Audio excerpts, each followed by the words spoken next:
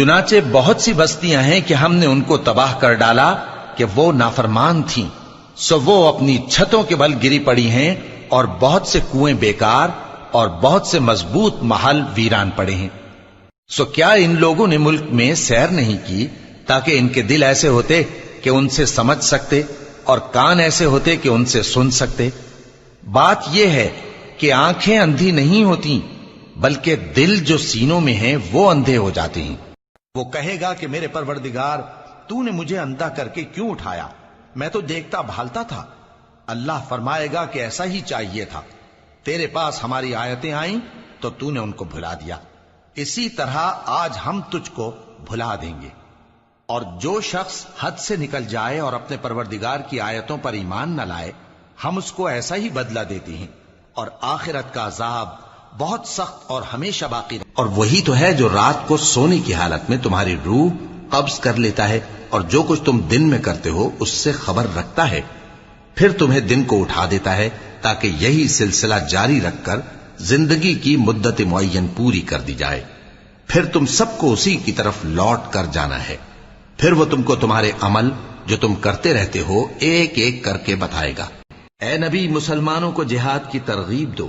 اگر تم میں 20 آدمی ثابت قدم رہنے والے ہوں گے تو 200 کافروں پر غالب رہیں گے، اور اگر 100 ایسے ہوں گے تو 1000 پر غالب رہیں گے، اس لیے کہ کافر ایسے لوگ ہیں کہ کچھ بھی سمجھ نہیں رکھتے۔ اب اللہ نے تم پر سے بوجھ ہلکا کر دیا۔ اس میں کچھ شک نہیں کہ اس کتاب کا نازل کیا جانا تمام جہانوں کے پروردگار کی طرف سے ہے۔ کیا یہ لوگ یہ کہتے ہیں کہ پیغمبر نے اس کو از خود بنا لیا ہے؟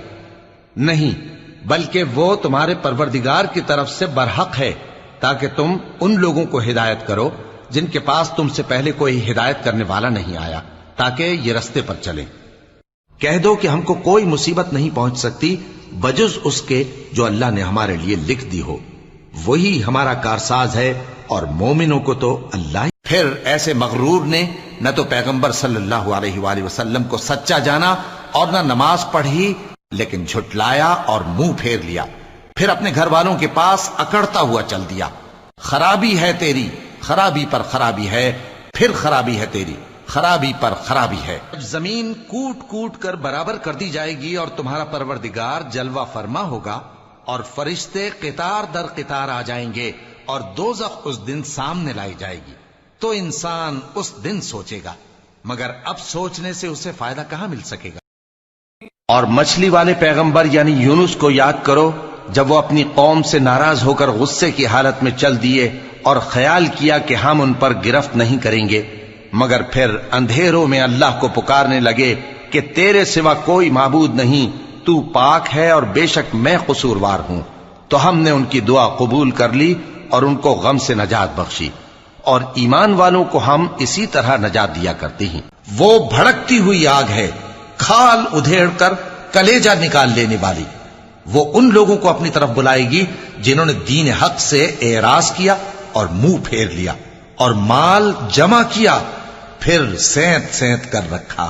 اور اے بندے، جس چیز کا تجھے علم نہیں اس کے پیچھے نہ پڑ، کہ کان اور آنکھ اور دل ان سب اعضاء کے بارے میں ضرور باز پرس ہوگی۔ اور زمین پر اکڑ کر اور تن کر مت چل، کہ تو زمین کو پھاڑ تو نہیں ڈالے گا، اور نہ لمبا ہو کر پہاڑوں کی چوٹی تک پہنچ جائے گا۔ ان سرپٹ دوڑنے والے گھوڑوں کی قسم جو ہانپ اٹھتے ہیں، پھر پتھروں پر نال مار کر آگ نکالتے ہیں، پھر صبح کو چھاپا مارتے ہیں، پھر اس وقت گرد اڑاتے ہیں، پھر اس وقت دشمن کی فوج میں جا گھستے ہیں، کہ انسان اپنے پروردگار کا بڑا ناشکرا ہے، اور وہ اس بات سے آگاہ بھی ہے، اور بے شک وہ مال سے بہت محبت کرنے والا ہے۔ کیا وہ اس وقت کو نہیں جانتا کہ جب مردے قبروں میں سے باہر نکال لیے جائیں گے اور جو بھید دلوں میں ہیں وہ ظاہر کر دیے جائیں گے، بے شک ان کا پروردگار اس روز ان سے خوب واقف۔ میں روز قیامت کی قسم کھاتا ہوں اور نفس لوامہ کی قسم کھاتا ہوں کہ سب لوگ اٹھا کر کھڑے کیے جائیں گے۔ کیا انسان یہ خیال کرتا ہے کہ ہم اس کی بکھری ہوئی ہڈیاں اکٹھی نہیں کریں گے؟ ضرور کریں گے، اور ہم اس بات پر قادر ہیں کہ اس کی پور پور درست کر دیں، مگر انسان چاہتا ہے کہ آئندہ بھی خود سری کرتا چلا جائے۔